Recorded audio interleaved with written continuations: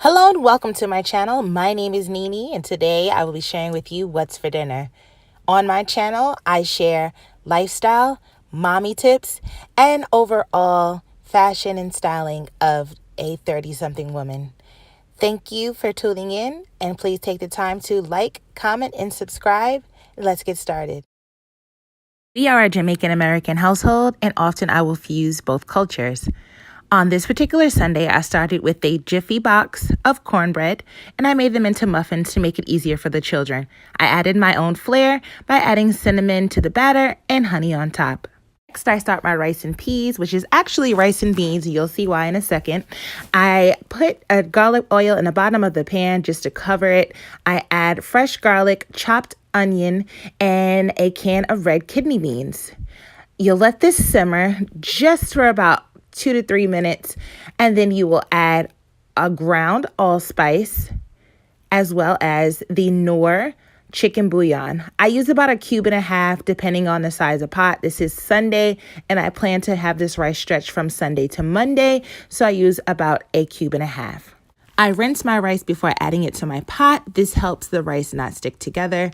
I then add my fresh ingredients of thyme and scallion or green onion and follow with the hot water. For every cup of rice, you will need 2 cups of water, including the liquid from the can of beans. After covering and simmering the rice for just about 30 minutes or until the liquid has been absorbed, you will fluff with a fork. I just had a spoon available to me and it is ready to be served. This particular week, I tried a new recipe with a wet batter to fried chicken. I simply added my seasonings as usual, and instead of letting my last step be adding flour, my last step was actually adding water. Of course, you would add water as needed so that you would not oversaturate the batter.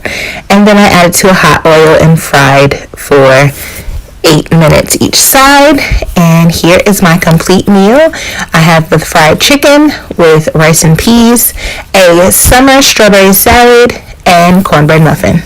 The next night, because I made such a large pot of rice, I'm able to just add a new meat. On Monday, I made jerk chicken with a mango salad and fried plantain. Here I'm cutting up the plantain to prepare it for the frying pan.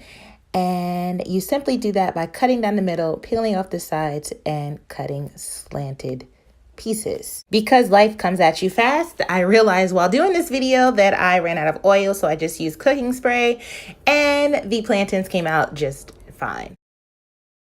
And now my shortcut to delicious jerk chicken is a light coating of adobe, followed by the Walkerswood jerk seasoning, which comes in a jar. I found this at Publix or at your local grocery in the international aisle. You will rub it all over the chicken evenly, and then you'll place it in a baking dish and cook until done, turning 20 minutes in between on each side. While the chicken is cooking, I take the time to create a sweet sauce, which is ketchup, soy sauce, ginger, and brown sugar to help tone down the heat for my children or anyone who may find that the rub is too spicy.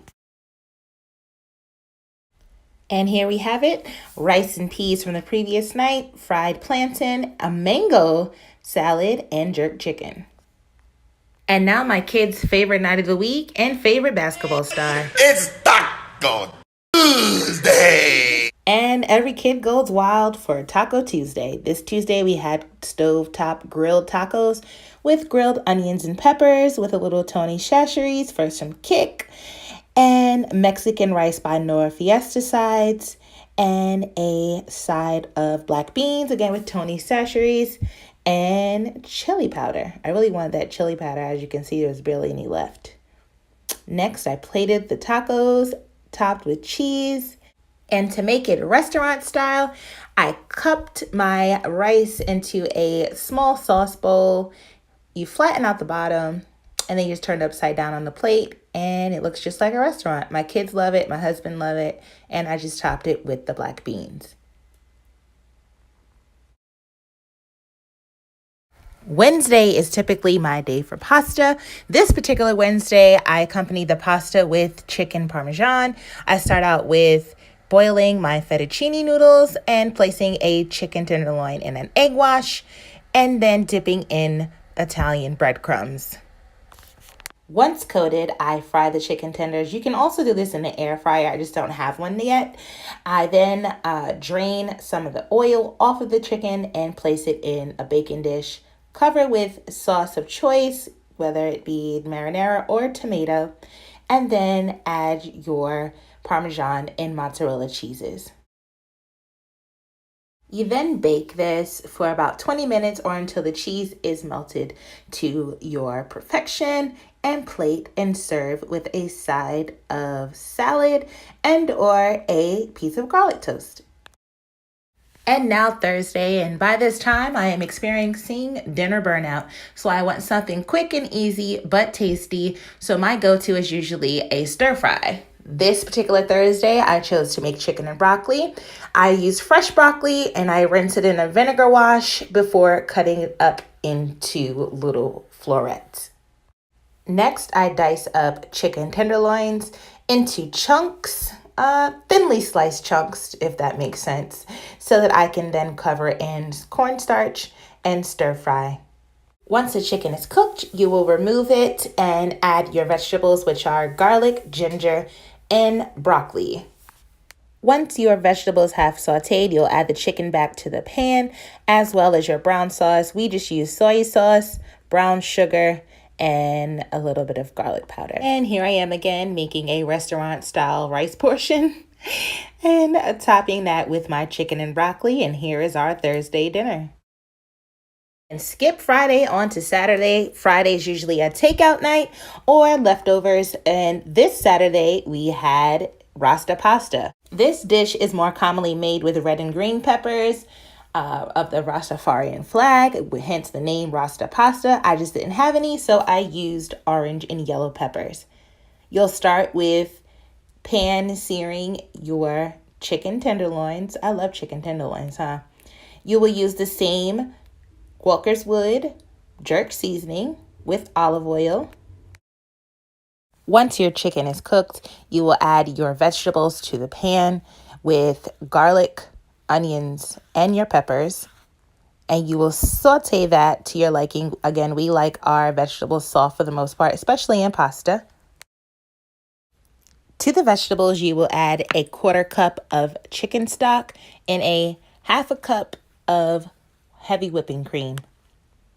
You will let these two simmer together to thicken your sauce, and then add Parmesan, fresh Parmesan, and your cooked noodles. While your other ingredients are helping thicken your sauce, you will cut up your jerk tenderloins to add to the mix.